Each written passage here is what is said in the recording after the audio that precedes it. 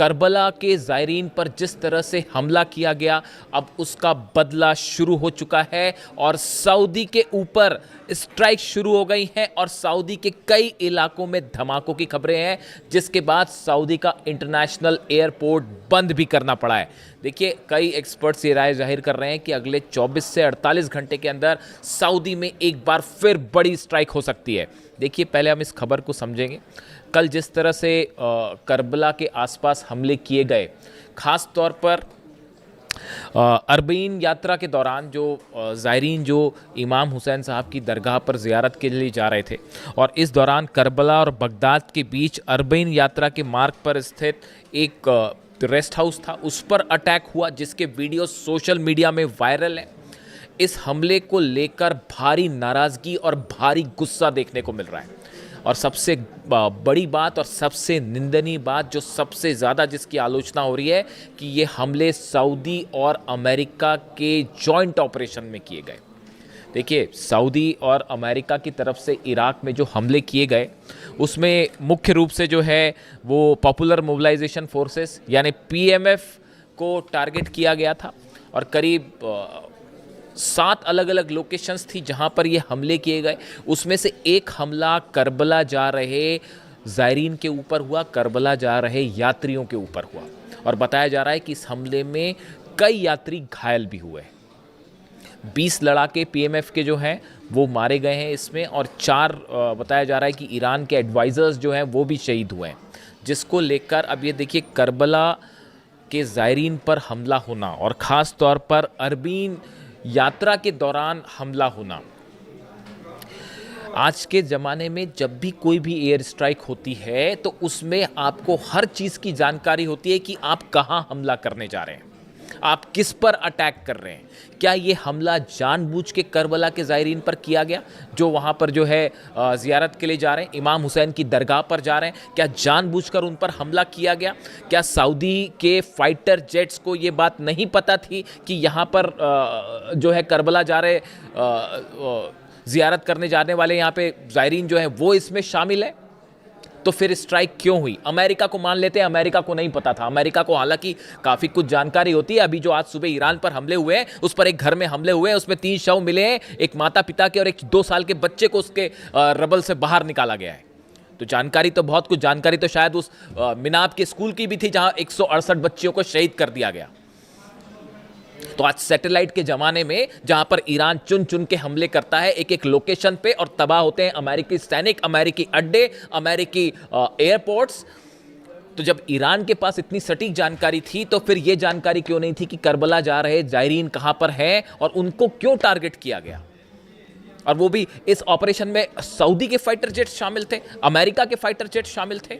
इसको लेकर ईरान में भारी गुस्सा देखने को मिल रहा है और इसे करबला पर हमले की तरह से लिया जा रहा है और इसके बदले की जो है वो एक्शन शुरू हो चुका है। देखिए, कल रात को ही ये खबरें आनी शुरू हो गई थी। आज सुबह हालांकि अमेरिका की तरफ से स्ट्राइक शुरू हो गई, इसलिए शायद कुछ हो सकता है कि अगले 24 से 48 घंटे बाद ये हमले देखने को मिले, जैसा एक्सपर्ट्स बता रहे हैं। लेकिन कल रात की खबर देखिए, Saudi Arabia temporarily suspended operation at Riyadh king Khalid international airport following reports of explosions near by. Saudi में रियाद का जो किंग खालिद इंटरनेशनल एयरपोर्ट है उसके आसपास धमाके हुए। जो खबरें आ रही हैं उसके मुताबिक वहां पर धमाके हुए, जिसके बाद एयरपोर्ट को बंद कर दिया गया। The runway closure disrupt flights forcing some aircraft into holding patterns while officials give no reasons. इसका वजह नहीं बताई गई, लेकिन वहां पर सभी उड़ानें रोक दी गई। The temporary restrictions came amid unconfirmed reports of several explosions near Riyadh। मैं आपको छपी हुई खबरें पढ़ के बता रहा हूँ, यानी कोई अब उसमें से कितनी चीज़ें सही हैं। देखिए, अरब देशों में जो भी हमले हो रहे हैं उसके मीडिया कवरेज पर बैन कर दिया जाता है कि ये तस्वीरें बाहर ना जाएं। अब तो सेंटकॉम ने भी ये बता दिया है कि जो जॉर्डन में ईरान मारता है चुन चुन के, उनकी तस्वीरें ना जाहिर की जाएं। कितने सैनिक मरे हैं अभी तो यही पता नहीं चल रहा। अमेरिका में इस बात का हंगामा मचा हुआ है कि आपने कैजुअलिटी जो हुई है उसकी सच आंकड़े आप नहीं बता रहे हैं, कितना नुकसान हुआ है उसके सच आंकड़े नहीं बता रहे हैं। चाइना खुद कह रहा है कि पता नहीं कितना नुकसान हो गया अमेरिका का। 16-17 बेस जलने का मतलब आप समझ रहे हो कितना नुकसान हुआ होगा अमेरिका का। तो वही हाल अब सऊदी का है और ये कहा जा रहे हैं कि आंकड़े बाहर नहीं आ रहे हैं। और एयरपोर्ट पर जब आप संचालन रोक देते हैं तो बड़ी साधारण सी बात है, देखिए ड्रोन स्ट्राइक्स, मिसाइल स्ट्राइक्स ये लगातार सऊदी में हो रही हैं। ऑयल रिफाइनरी का क्या हाल है, उसमें आग अब तक नहीं बुझ पाई है। यानबू की जो पाइपलाइन है वो तबाह कर दी गई है। जितने सऊदी के आप सैटेलाइट इमेजेस देखिए, सऊदी के जितने पोर्ट हैं सबसे जहाज गायब है। पूरी तरह से सऊदी का ऑयल बिजनेस ठप पड़ा हुआ है। बाब अल मंदेब बंद है, हॉर्मूज बंद है।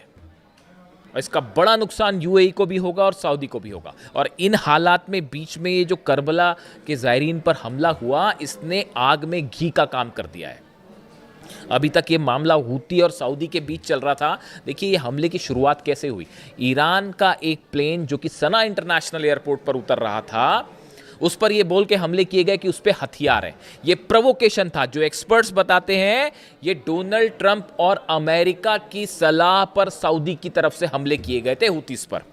और कोशिश ये थी, इस प्लॉट को शायद सऊदी समझ नहीं पाया, ऐसा कई एक्सपर्ट्स की राय कि सऊदी इस प्लॉट को समझ नहीं पाया और वो जंग में एंटर कर गया। जो एक बार जंग में अंदर आता है साहब, वो बाहर नहीं निकल पाता। 5 साल हो गए यूक्रेन और रूस की जंग को, क्या खत्म हो पा रही है वो जंग? क्या ये ईरान और अमेरिका की जंग रुक पा रही है? ट्रंप को बाहर निकलने का रास्ता नहीं मिल पा रहा। अमेरिका में इस बात की चर्चाएं हो रही हैं। आप सीनेटर्स के बयान देखिए, मैं नहीं कह रहा, सीनेटर्स के बयान देखिए, कांग्रेसमैन के बयान देखिए, वो कह रहे हैं कि डोनाल्ड ट्रंप को इस जंग से इज्जत के साथ बाहर निकलने का मौका नहीं मिल पा रहा। तो ईरान ने वो ठोक रखा है। इस बार भी जो है 20 प्लेन तबाह है, पिछली बार 42 प्लेन तबाह थे। और अब जो हमले हुए हैं आज सुबह, उसके बाद जॉर्डन पे स्ट्राइक कर दी है ऑलरेडी ईरान की तरफ से। अभी बताया नहीं जा रहा, थोड़े समय बाद पता चलेगा आपको। 5 बैलिस्टिक मिसाइल्स दागी गई हैं जॉर्डन के ऊपर। वो गिरी है नहीं गिरी, सामने वाला देश तो यही कहेगा ना जी हमने रोक दिया। तो अगर मिसाइल रोक दी थी तो जॉर्डन में कैसे मारे गए अमेरिकी सैनिक, कैसे बेसिस जल गए? एक एक इंफॉर्मेशन है, कहां रडार तबाह हुआ है, कहां पर हैंगर तबाह हुआ है, कहां पे रनवे तबाह हुआ है, कहां पे सैनिकों के जो बैरक्स थे वो तबाह हुए हैं। एक एक जानकारी है। तो ऐसे में अब ये सऊदी जो है, ऐसा अंदेशा है कि इस करबला पर जो इराक में जो नजफ़ और करबला के बीच जो ज़ायरीन पर हमला हुआ है, इसको करबला के हमले के रूप में देखा जा रहा है। इसको लेकर भयानक गुस्सा है। जो 4 आरजीसी के सैनिक इसमें शहीद होने की खबर है, एडवाइजर्स थे बेसिकली वो, उसको लेकर भी ईरान बदला लेगा, इसमें कोई शक नहीं होना चाहिए किसी को। Several videos circulating on social media appears to show a massive grey cloud of smoke rising into the sky, reportedly following the explosions. ये रियाद की बात हो रही है। रियाद के आसमान में कई जगह पर जो है वो धुआं देखा गया और इस तरह की खबरें हैं कि धमाके के बाद का धुआं था जो स्ट्राइक्स की गई थी।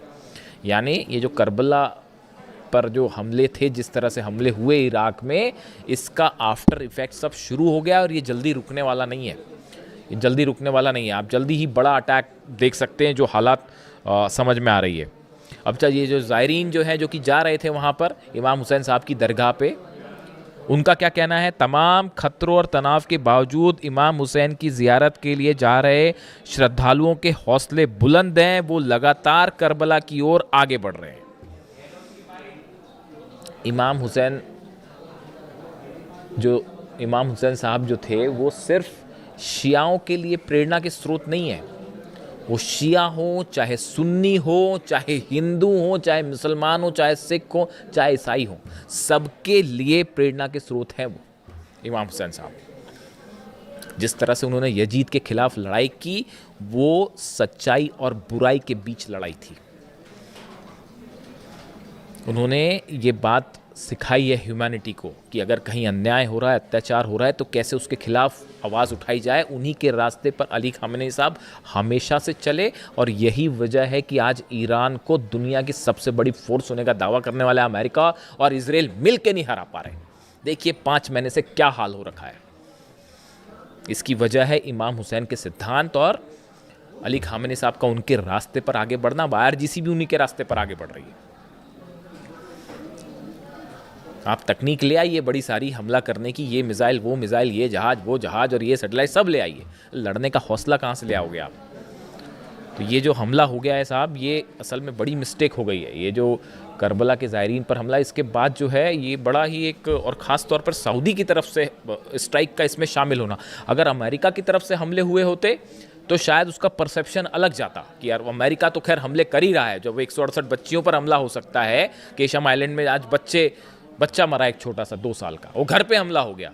क्या था वहाँ, पता नहीं कौन सा वहाँ पे स्ट्रैटेजिक लोकेशन थी, मुझे तो समझ नहीं आता। आप फाइटर F-35 जेट को ये समझ में नहीं आ रहा है कि कहाँ हमले करना है, नहीं करना है। गजब हाल है भाई। तो अब ऐसे हालात में जो ये है इसका देखिए, सऊदी ऑलरेडी हूती के निशाने पर है, बाबल मंदेब बंद है, हॉर्मुज बंद है।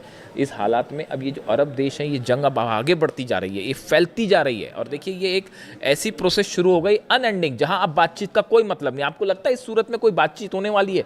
इस सूरत में ईरान अपना यूरेनियम इंस्पेक्शन करने देगा, न्यूक्लियर प्रोग्राम। डोनाल्ड ट्रंप की विदेश नीति पूरी तरह से फेल हो चुकी है ईरान के मामले में। तमाम एक्सपर्ट्स की ये राय है, वॉर स्ट्रेटेजी फेल हो चुकी है। अब यहाँ से आगे क्या होगा बताओ, आप क्या किया जाए यहाँ से आगे? आप हमला करेंगे, फिर ये हमला करेंगे, फिर वो हमला करेंगे, फिर ये हमला करेंगे। एयर स्ट्राइक से जंग नहीं जीती जाती, मैं नहीं कह रहा, ब्रेड कूपर कह रहे हैं, सेंटकॉम चीफ कह रहे हैं कि साहब एयर स्ट्राइक बहुत हो गई, अब इससे ज़्यादा एयर स्ट्राइक से क्या हासिल करेंगे हम। ये ब्रेड कूपर ने कहा, जो सोर्सेज बता रहे हैं, सेंटकॉम चीफ जो है वो कह रहे हैं डोनाल्ड ट्रंप। ग्राउंड ऑपरेशन आप कर नहीं सकते, तो आप फंस गए हैं बेसिकली। तो अब हालात ये है कि अच्छा, एक और गौर करने वाली बात, इस बात पर भी नज़र डालिए आप।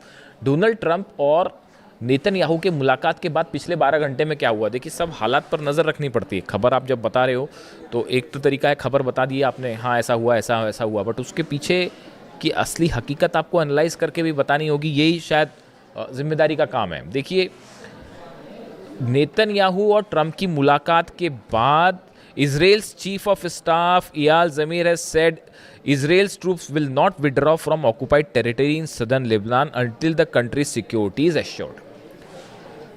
इजराइल के सेना प्रमुख की तरफ से ऐलान कर दिया गया कि लेबनान से हमारी सेना बाहर नहीं आ रही। ये कब हुआ है? ट्रंप और नेतन्याहू की मुलाकात के बाद। इससे एक अंदाज़ा लगता है कि इनके बीच में क्या बात हुई होगी, क्या प्लान होगा। मतलब लेबनान में इजराइल की सेना रहेगी, ये पहली शर्त थी ईरान की, यहाँ से बाहर जाइए आप, नहीं तो जंग बंद नहीं होगी। यानी जंग बंद नहीं होने जा रही। इजराइल के सेना प्रमुख का ये कहना कि हमारी फोर्सेस लेबनान में रहेगी, ईरान कह रहा बाहर जाओ, उसके बाद ही बात होगी, जंग तभी रुकेगी।